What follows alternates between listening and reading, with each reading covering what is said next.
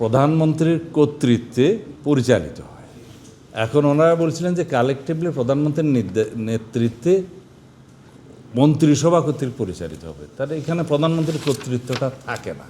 আমরা বলছি এটা বর্তমান প্রভিশন যেটা আছে, প্রধানমন্ত্রীর কর্তৃত্ব শব্দটা থাকা উচিত। ফ্রি ফেয়ার নিউট্রাল ইলেকশন যদি হয়, যদি কেয়ারটেকার সরকার অধীনে নির্বাচন হয়, যদি গণতান্ত্রিক নির্বাচনের মধ্য দিয়ে, নিউট্রাল নির্বাচনের মধ্য দিয়ে জনগণ সোভারেন অথরিটি হিসেবে যদি কোনো দলকে আবার মেজরিটি দেয়, তাহলে জনগণের সম্মানে সেটা আমরা বলছি যে এটা ডেমোক্রেটিক প্র্যাকটিস হিসাবে সেই অপশনটা থাকা উচিত। নেসেসারিলি একই ব্যক্তি হবেন সেটা কেন ধরে নিচ্ছে? 70 অনুচ্ছেদের বিষয়ে অধিকাংশ দল আস্থা ভোট এবং অর্থ বিল এই দুই বিষয়ে ছাড় দিতে রাজি আছে, কিন্তু আমরা এর সাথে যুক্ত করেছি সংবিধান সংশোধন এবং জাতীয় নিরাপত্তা। এই চারটা বিষয়ে বাদে বাকি সমস্ত বিষয়ে এমপিদেরকে স্বাধীনভাবে আলোচনা। অ্যাপিলেট ডিভিশনের বিচারপতিদের মধ্যে কমসে কম 2 থেকে 3 জন যেন এই অপশনের মধ্যে থাকে।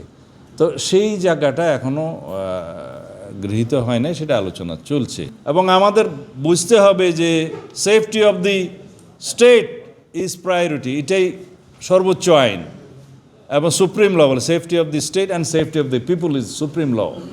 তো সেই বিষয়গুলো বিবেচনা রেখে এবং ডক্ট্রিন অফ নেসেসিটিটা বিবেচনায় রেখে কিছু অপশন এরকম রাখার সুবিধা।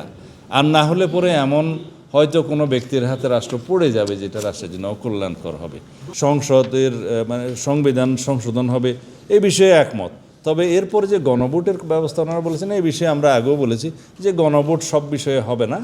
সংবিধান সংশোধনের কিছু আর্টিকেল থাকে, প্রিয়াম্বল মানে প্রস্তাবনা, তারপরে মৌলিক অধিকার ক্ষেত্রে সেকশন 8 মানে আর্টিকেল 8 এবং 48, 56 এবং আর্টিকেল 142 যেটা সংবিধান সংশোধনের বিভিন্ন উপায় বলা আছে, এইগুলোর পরিবর্তনের ক্ষেত্রে বর্তমানে ছিল না। 15th অ্যামেন্ডমেন্টে তো গণভোট পার করে মানে এই যে আওয়ামী লীগ সরকার বাতিল করে দিয়েছিল, বাট কোর্টের ভার্ডিক্টের মাধ্যমে 15th অ্যামেন্ডমেন্ট যেটাকে চ্যালেঞ্জড হয়েছে ওখানে এসে গেছে, গণভোটকে রিইনস্টেট করা হয়েছে। সেই বিষয় ছাড়া অন্যান্য বিষয়ে গণভোট হওয়া উচিত না। তবে আমরা এখানে প্রভিশন রেখেছি, মানে প্রস্তাব রেখেছি, যদি ভবিষ্যতে পার্লামেন্ট যদি আরও কোনো আর্টিকেল চেঞ্জের ক্ষেত্রে গণভোটের জন্য বিধান রাখতে চায়, সেটা ভবিষ্যৎ পার্লামেন্টের বিষয়।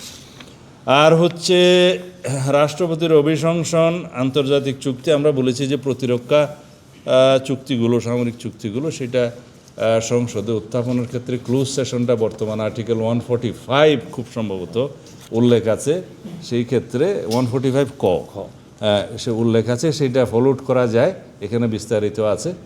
আর হচ্ছে অন্যান্য চুক্তিগুলো বায়োলেটারেলগুলো সংসদে পরবর্তীতে উপস্থাপন করা যাবে, সেটাও ওখানে উল্লেখ আছে 145।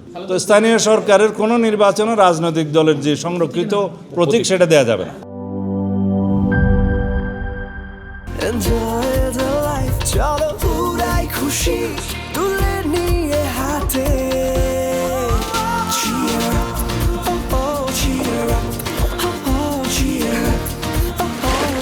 চিল হবে রিফ্রেশিং মুডে। চিয়ার আপ, চলো উড়াই খুশি।